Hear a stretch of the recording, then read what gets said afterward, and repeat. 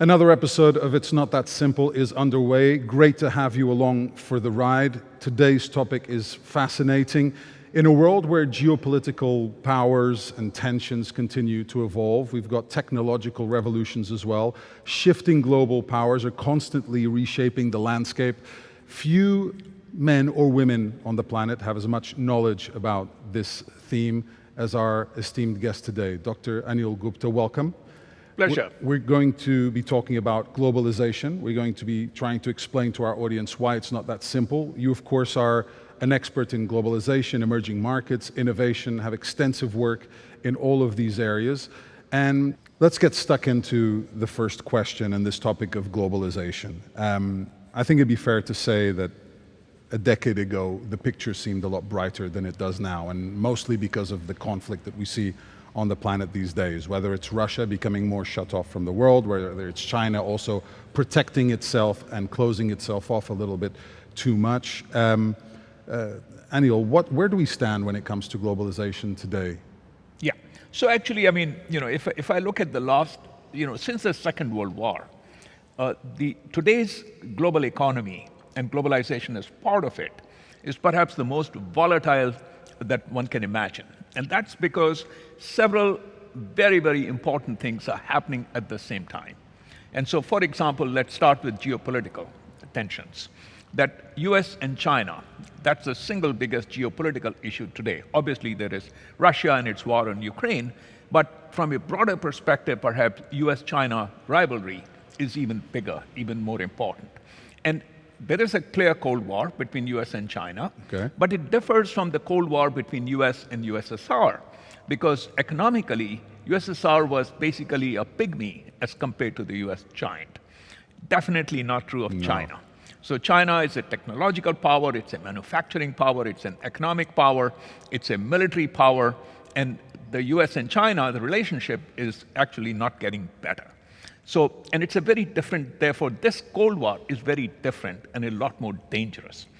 So that's number one. Second is, of course, you have the rise of emerging markets, which if you go back to 2000, emerging economies were 20% of the world's GDP.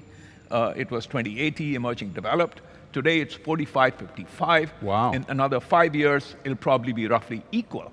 And so what that means is that emerging markets, and clearly China, India, as major that's what I was going to ask. Players, but also Southeast Asia, Indonesia, you look at Brazil, you look at Nigeria, that they are becoming not only economically important, they're becoming politically important.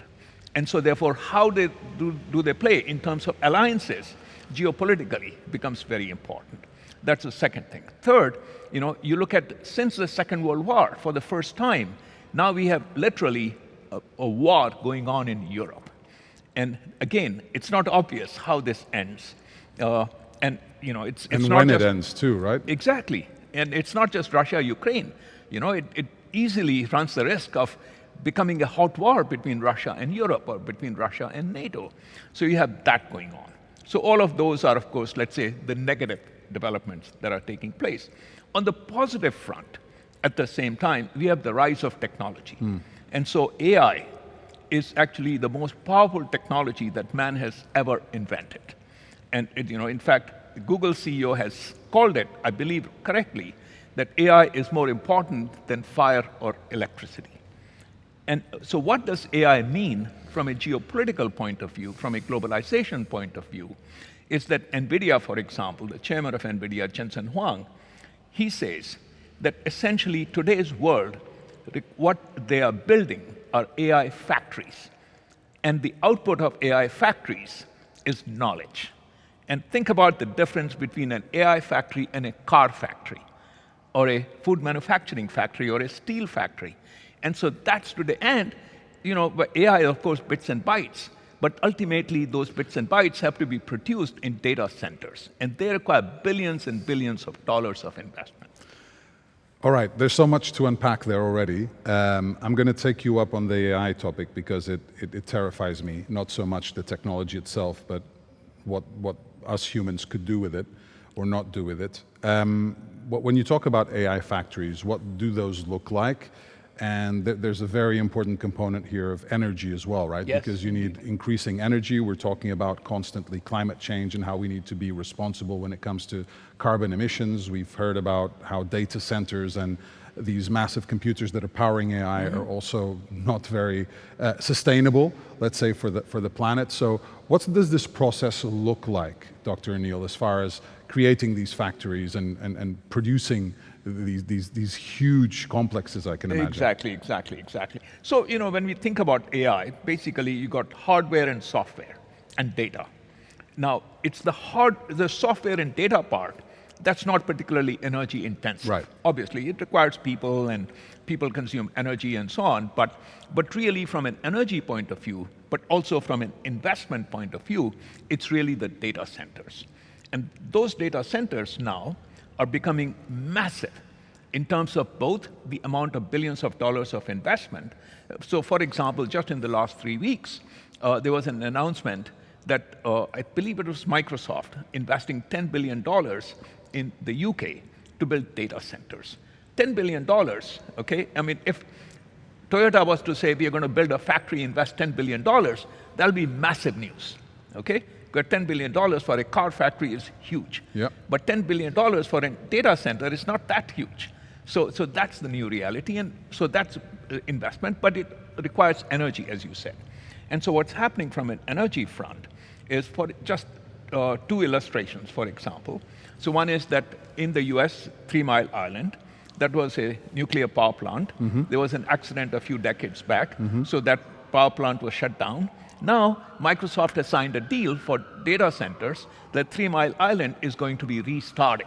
So therefore, an embrace of nuclear energy is absolutely happening and needs to happen, number one. Number two is that the UAE, Saudi Arabia, because they have cheap energy, low-cost electricity production. So now they are becoming very attractive places for data centers. So these are kind of new developments, how companies, economies are responding to the need for electricity. How does this kind of race for AI affect the relationship between various superpowers around the planet? Because we talk about technology and how it connects us, but I imagine when it comes to exploring the full potential of AI, the superpowers, whether it's the US or China or Russia or India, they're not exactly sharing what they're doing, right? So what does this do for globalization, and what dangers can come from that? So I would separate 2 parts. So Okay. number one, what does it do for globalization, and what are the dangers? Okay. Part. So from a globalization point of view, there is clear evidence of technological decoupling taking place between US and China, because AI and related technologies are dual purpose.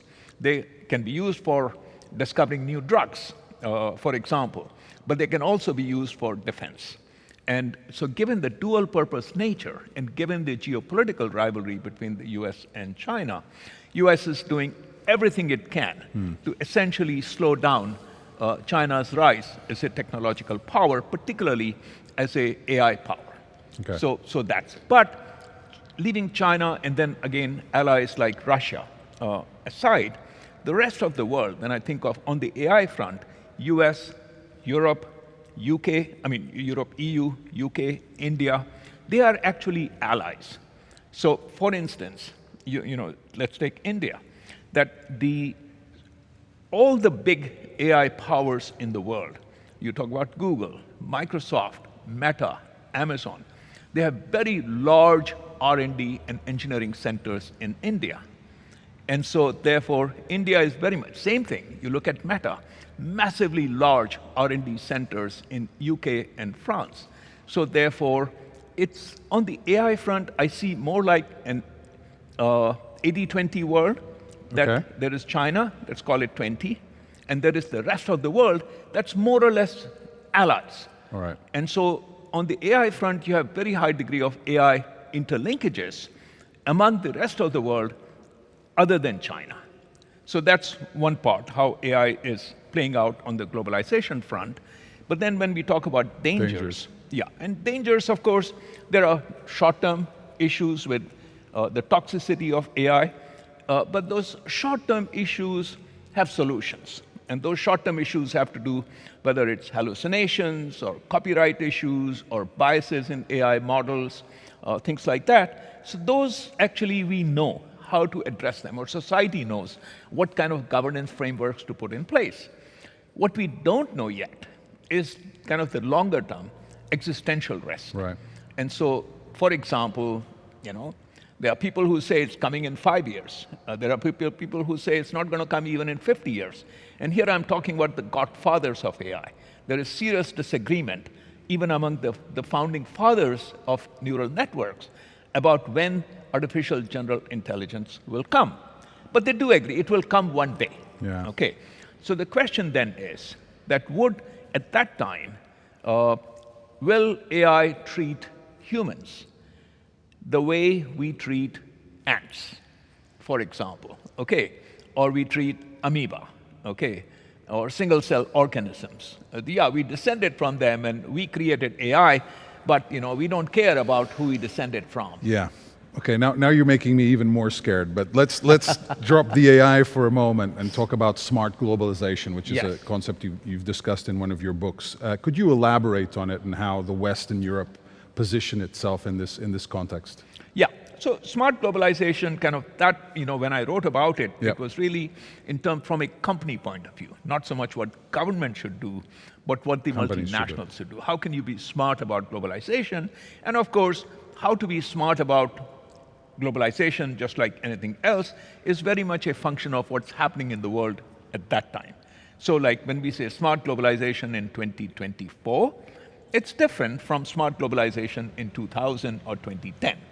So from today's point of view, I would say, let's say the playbook, if you will, for smart globalization would include the following elements. Okay. So number one is that companies need to treat government as a strategically important player. Okay, yes, markets, if we're talking about the Western world, markets are important, but the government is far more important today than it used to be 10 years back or 20 years back. US never embraced industrial policy, but today you look at both Trump and Kamala Harris, they're both actually proponents very actively of industrial policy. So governments, so that's one element. Second, Asia. That Asia, that companies, and here I'm talking of particularly the mid to large size multinationals, need to bet heavily on Asia. Because Asia today, by GDP, is 50% larger than either US or Europe. Okay, in another 5 to 10 years, Asia's GDP will be as much as US and Europe combined. Wow. And so therefore that makes Asia important, not just for manufacturing or for services or for R&D, but also as markets. And within Asia, I would say bet heavily on India, because India is now beginning to play the role that China did. But from a manufacturing standpoint, from a trade standpoint? So from both, yes. India's role is number one, manufacturing. But of course, the days of cheap goods manufactured in China for the rest of the world, those days are gone. Yeah. Because the rest of the world is not going to be as open to imports as it was when China joined the WTO. But at the same time, India is firstly domestic consumption, right? Because India is growing at 7 to 8% a year, which means domestic, and that's real terms, net of inflation. So as India's domestic demand grows, India becomes a bigger and bigger manufacturing power, which also makes it a base for exports. Two examples. Apple is now actually, India is exporting more than $10 billion worth of iPhones a year. And Tim Cook has said that in another couple of years, India, their target is to have 25% of the iPhones manufactured out of India globally, and to rise from there. Hyundai, for instance, the car company, and so they are exporting cars from India to 80 countries. And so those are kind of some of the export stories. But more important for India than manufacturing and manufactured goods export is really services. Because if you think about digital services, how much digital content you and I consume, Yeah. or our kids consume, Yeah. how much digital collaboration and data and analytics happens, whether you're talking about JP Morgan Chase or Deutsche Bank, right? Or Unilever. And in this digital era, analytics era, India is becoming the digital services hub of the world. Okay, so for instance, the JP Morgan Chase and Goldman Sachs, they don't do much business in India because, okay, except for some investment banking, but they have, more than 10,000 people in India in their analytics. So a huge chunk of the analytics capability of JP Morgan Chase and Goldman Sachs is actually sitting in India.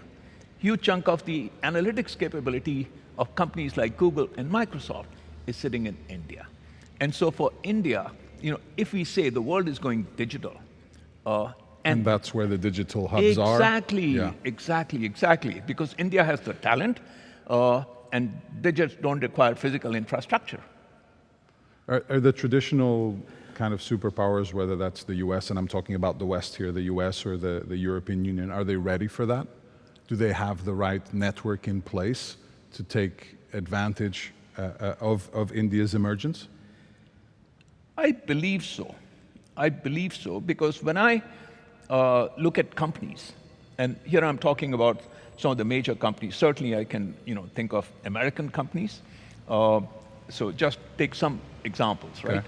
Google, Microsoft, Amazon, JP Morgan Chase, Goldman Sachs, Walmart, okay? That their biggest capability centers, other than their corporate headquarters, are in there. India. Okay. Okay. We've mentioned the United States a couple of times. You talked about Donald Trump and Kamala Harris. 2024 is a pivotal year. Yes. When it comes to the political landscape of not only the United States, but how the foreign policy there affects all the other dominoes, right? That'll fall where they may. How important is this election, and how can the outcome affect the dynamics of relationships between key players in the world's globalization landscape? Yes. So, if you allow me to say, I would say that's the mother of all questions. And the reason it's the mother of all questions is because this is the mother of all elections. Yeah. And in fact, at least since the Second World War, I don't think there has been a more important election in the world. Wow. And that's because, firstly, because Kamala Harris and Trump have such different perspectives regarding domestic policy in the US and radically different perspectives regarding foreign policy. And so therefore, who wins the elections in November will affect what happens in the US, but will have huge implications for relations with Russia, will have huge implications for what happens in the Middle East and how that kind of, dynamic gets resolved, if it gets resolved. Even things like, how does the Taiwan question get addressed?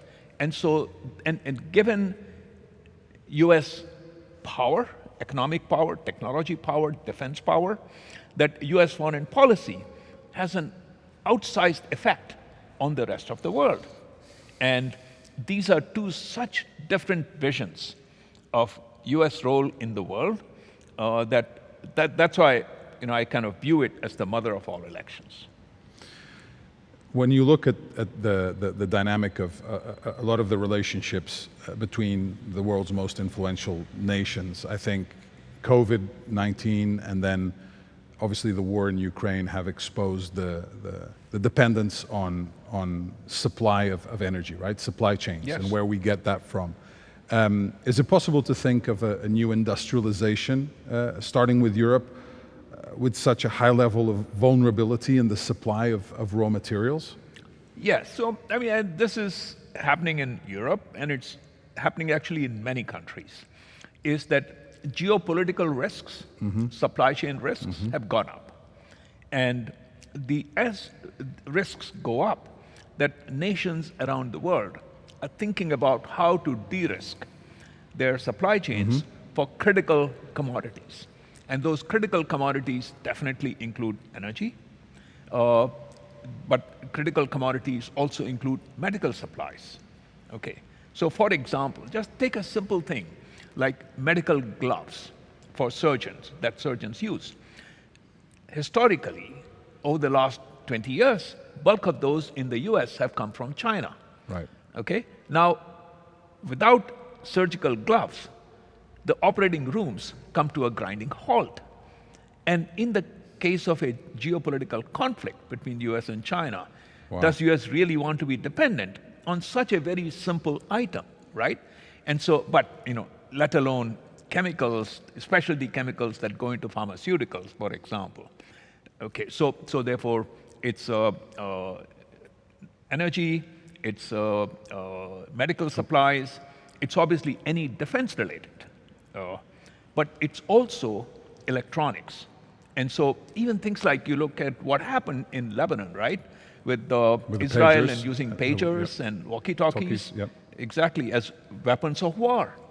And so therefore, even consumer electronics, now countries have to become more careful about how do we ensure that we don't become victims of any such tampering of smartphones or other consumer electronics goods.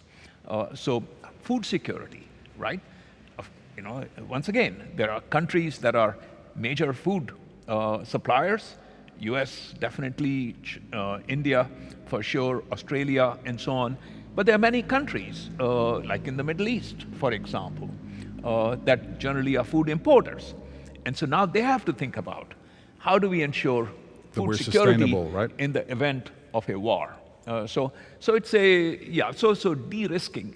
Nobody cares about de-risking, where do I get my flat screen television, or where do I get my clothing, or T-shirts and things like that. Yeah, but That's not essential strategically goods, important. right. Exactly.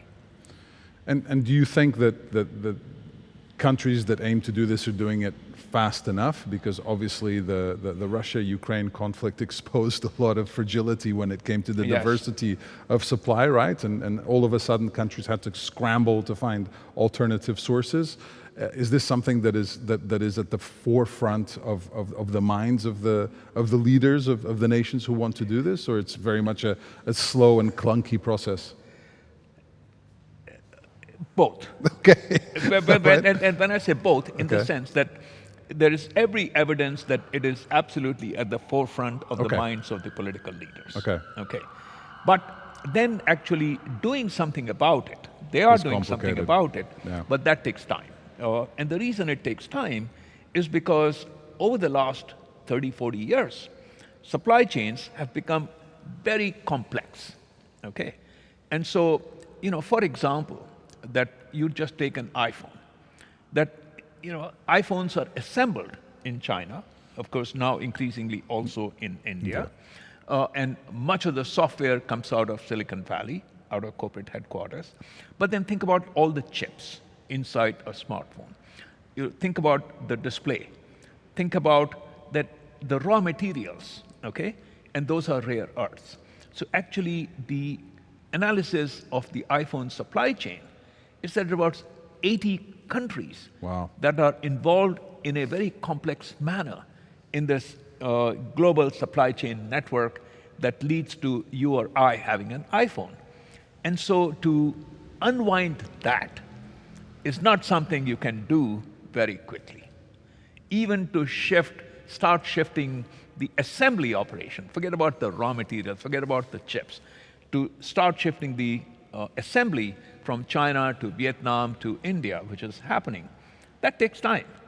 Because now, you got, of course, set up assembly operations, but then, where do the tier one suppliers sit? Do they still continue to sit in China? Do you start and at what pace? So, this is actually to make a difference on the ground, not just in the mind. That takes time, but it is happening. That's a form of innovation, I guess, that everybody has to try to get their heads around. And I wanted to talk to you about another concept which you've discussed in your books, which is frugal innovation. Yes. Could you explain what this consists of specifically? Yeah.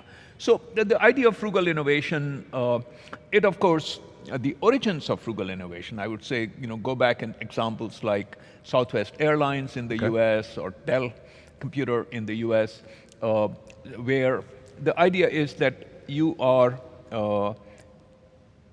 re-engineering the whole supply chain and eliminating waste of every kind. For example, like in the case of Southwest Airlines, that if the typical airline, the turnaround time from the plane landing to taking off is 45 minutes, Southwest reduced it to 20 to 25 minutes. Okay, and so which means that the plane is spending More time in the air, earning money, flying passengers, than just sitting on the ground. An example, right? What Dell did was to eliminate the need for inventory, because the assembly happens after you get the order, and it's very fast. And so that's frugal innovation. But then, of course, what happened is that and these stories go back to the 1990s or even before, 1980s. But then what happened is that as China and India started rising as economic powers, that the frugal innovation became a much bigger story, because these are still low-income economies. And so if companies have to create products and services that can be aligned with the buying power of the population, of the customers, then you need to figure out how can I actually eliminate waste in the, whether it's in the product features or in the whole supply chain or in the marketing of the product or services. And then so that's one part of frugal innovation. The second part of frugal innovation is now with all the concerns about global warming and climate change and so on, so how can I be frugal in terms of impact on the environment? So that's a newer dimension that has gotten added to the concept of frugal innovation. It's interesting because depending on who we talk to here on the show and what their area of expertise is, there are varying levels of confidence regarding the importance of sustainability in the decision making from the biggest powers on the planet. And obviously different countries are at different stages of decarbonizing or of becoming more responsible when it comes to the impact on the planet and the climate.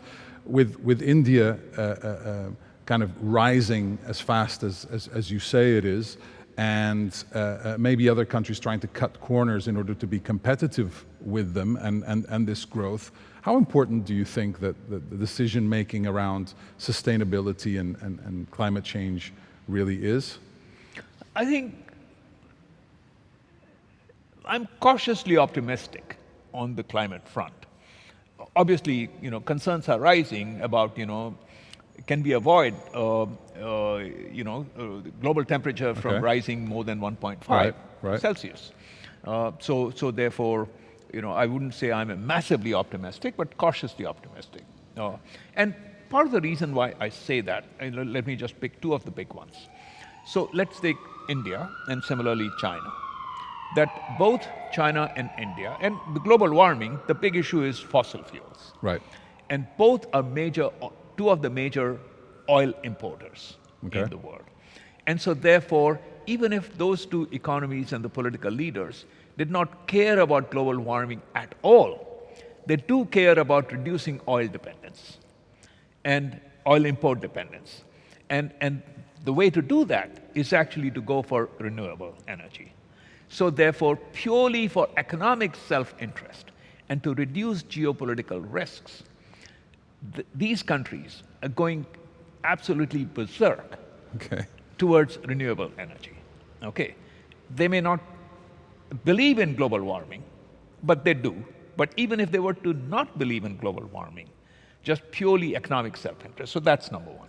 That gives me reasons for optimism, number one. Number two is that aside from political leaders, just the markets. So for example, companies, right? Because ultimately, the analysts on Wall Street, they are assessing the risks that a company faces, And global warming let's say if there is a risk of typhoons in Florida, well, what that does, it increases the riskiness of homes. Correct. What that does, it jacks up the insurance rates that the insurance companies will charge. And when the insurance rates go up, it then puts pressures on the real estate builders, okay, to create buildings that are more sustainable, okay, and same thing, risks of wildfires. So therefore, whether it's hurricanes, it's massive flooding, it's wildfires, which are all of the outcomes of global warming or observable outcomes of global warming, they actually create business risks. Okay. And ultimately, analysts on Wall Street and the insurance companies or the reinsurance companies that provide this kind of a risk coverage, they have to look at the reality on the ground. And so if they start jacking up the riskiness of the company, if they start jacking up the insurance, the premiums that the company has to pay, well, the company, the CEOs and the boards have to respond to that. So I think those are the reasons that, irrespective of who is the political leader and what the beliefs of the political leaders are, that just economic factors on the ground, I think, lead me to be cautiously optimistic. Okay, that's good. A couple of final questions for you, and we've discussed several of the concepts that you've written about. So we've talked about smart globalization, we've talked about frugal innovation. I wanted to talk to you about the emergence of the global south. Yes. What exactly does this mean, and what do you think about its role and impact it can have, both politically and economically as well? So, obviously, global south is one of the terminologies of the day.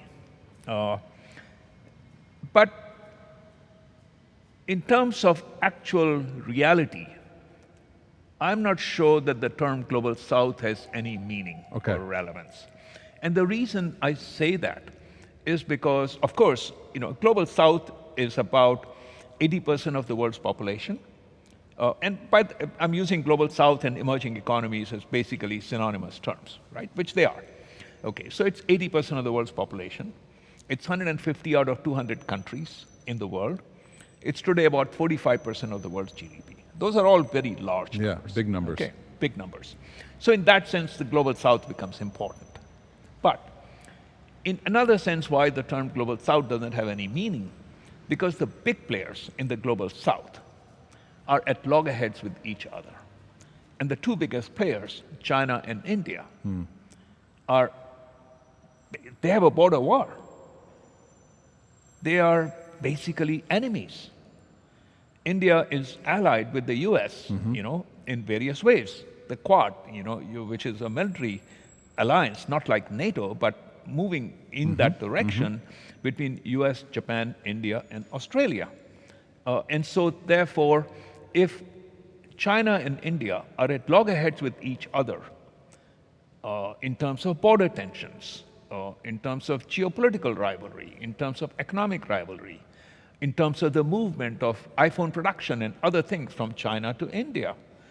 So I mean, if China and India can't get along, and there is no, at least immediate reason for optimism that they will get along, but it's not just that. So what's happening is that Chinese economy right now is facing massive challenges. And the solution that the leadership has kind of banked on is actually to focus on solar panels and EVs and batteries and the like. But then obviously, and just solar panels, China's production capacity today is 2 times that of the global demand, including China. China's EV production capacity is 2 times, more than 2 times, that of the global demand for EVs, including China, US, Europe, every country combined. And so US and Europe are already putting barriers, okay? India has already put barriers. So the question now is that all of this excess production capacity from China, where does that go? Well, China is targeting Latin America and Africa and Southeast Asia. Well, what does that do? It starts to decimate manufacturing in those countries. Therefore, do they love China for that? I'm not so sure. So therefore, within the global south, I mean, we talk about, is Europe an integrated economy? And, obviously in many ways it is, and many ways it is not. But the global south is like on a 0 to 100 scale at 1. Yeah. Okay, and economically, geopolitically. So I think it's more like a talking shop, Okay. than of any significance. We've spent most of our conversation discussing the big superpowers, whether that's economically, politically, but I wanted to get your view on a country like Portugal. Fortunately, we've got a stable democracy. Yes. Part of the EU. Yes. Also, from an international perspective, and you were just telling me before this interview that this is the first time that you're coming to Portugal, so it's become more attractive to an international audience, both from a touristic standpoint and economic standpoint, with a lot of startups originating here. What advice do you have for a country like Portugal in the way it should position itself to make sure that it has a voice and a place when it comes to the opportunities and threats that there are right now, being a part of the EU, but also a global economy at a larger scale? Right. Yeah, and so, I mean, one way maybe to, so Portugal is about 10 million people. Yeah, exactly. Right? So let's look at other economies that are of roughly similar size. So take Finland, right, which is about 6-7 million people. Take Singapore, which is also about 6-7 million people, right? Of course, Finland is part of EU, Finland is part of NATO now, and so on. And so if you look at what did Finland and Singapore do, is that those countries figured out how to punch well above their weight, okay? And the way they punch above their weight is to pick certain areas where they can create global giants. Now, in the case of Finland, and I did a fair bit of consulting over the last 20 years with Finnish companies. So, half jokingly but half true, what Finns say is that all we have are trees, rocks, and water. Okay. So, but of course, if you have that and a lot of land, well, then of course you can, remain in your huts and cabins and do sauna and nothing happens. Or you can create two of the world's most advanced paper companies, technologically advanced and two biggest paper companies. Okay? You can create the world's most technologically advanced and market share leading rock crushing companies, rock and mineral crushing companies. I did not know about this. They're coming out of Finland, right? Of course, today Nokia is kind of a shadow of its former what self. It used to be, right? But they created a telecom giant. They did. Okay, they did, right? And so essentially, and Singapore, in a different way. So it's to figure out that, firstly, the smaller the economy, and say Portugal at one end, and US at, let's say, at the other end, or China and India at the other end, the smaller the economy, the far more critical it is to remain deeply integrated with the rest of the world. Okay. Which Portugal is, as in fact you alluded to, which is diplomatically great. As well. Diplomatically, economically, and so on, exactly. But then, so that's a plus. But what the question then is, as we remain deeply integrated, how can we leverage what's unique to Portugal to leverage this global interconnection to punch above our weight?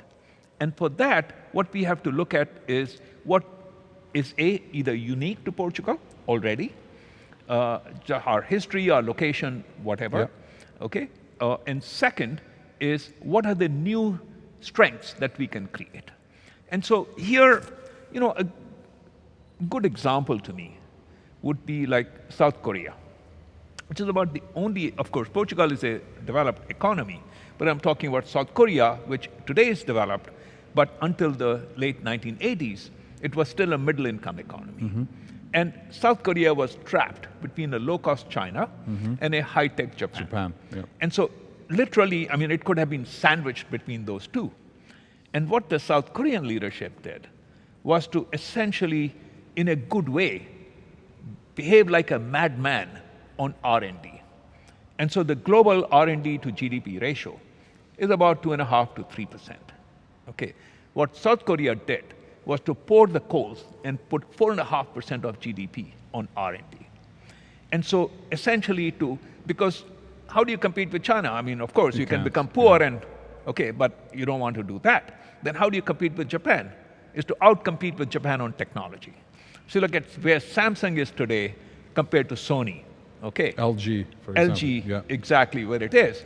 And so what South Korea did is to say, can we create new capabilities, okay, that allow us to outcompete other countries on the global stage? And so the question is, again, for Portugal, as a rich country, is can Portugal, in terms of startups, in terms of technology, because sustainable energy as well because exactly, of its location. But yeah, not just to do well, but how can we become a global Benchmarks, power yeah. in the way Finland, for example, that it's not just we create a great paper company. No, we create the world's best paper company.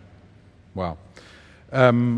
All right, we are into our quickfire section. So one word or one sentence to reply to the following question. So the first is, what is one personality trait that a good leader could benefit from having and why? Visionary and inspirational. That makes a lot of sense, and I wish all of them had those qualities. What is the biggest challenge that the world is facing right now? Geopolitical tensions. Okay. If you could change one thing on the planet by magic, what would that be? Embrace of democracy. Okay. You really feel that would automatically make this planet better? Yes, and the reason why I say that is because the opposite of democracy is autocracy. And the thing about autocracy is that people like Lee Kuan Yew of Singapore are extremely rare, okay? The vast majority, in fact 99% of the times, autocracies run by the whims of one person. And that one person, initially they may start out as sensible. And with good intentions, yeah. And with good intentions, but very quickly, and we have empirical evidence of that, they essentially degenerate into not tolerating opposing opinions, going by the seat of their pants, and making horrible decisions, both economically as well as geopolitically. Yeah. And so a world run by autocracies is a far more dangerous world than one that's run by democracies. That was a longer answer, but it's my fault. I asked you a follow-up question. So last one, what's the most important learning of your career? The most important learning, so actually this is, I would say, less on the professional front, okay. but more like on the family front, if I may say. Yeah, sure. Which is really, I have 3 kids, yeah. is the single most important thing is to cultivate optimism among them.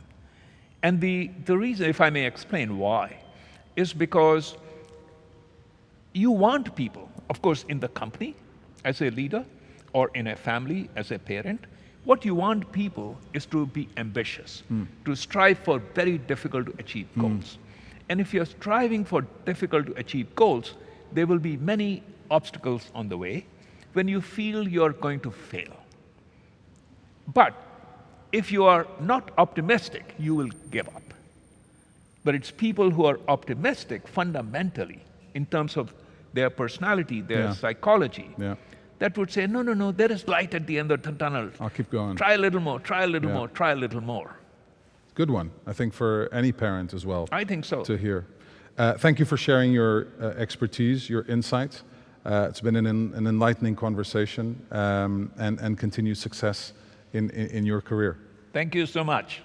So that'll wrap up another riveting episode of It's Not That Simple. I think it'd be fair to say that we really focused on globalization and talked about it thoroughly. It was a pleasure to hear from Dr. Anil Gupta. We'll say goodbye, and we'll see you again soon on another episode of It's Not That Simple from the Francisco Manuel dos Santos Foundation. Take care.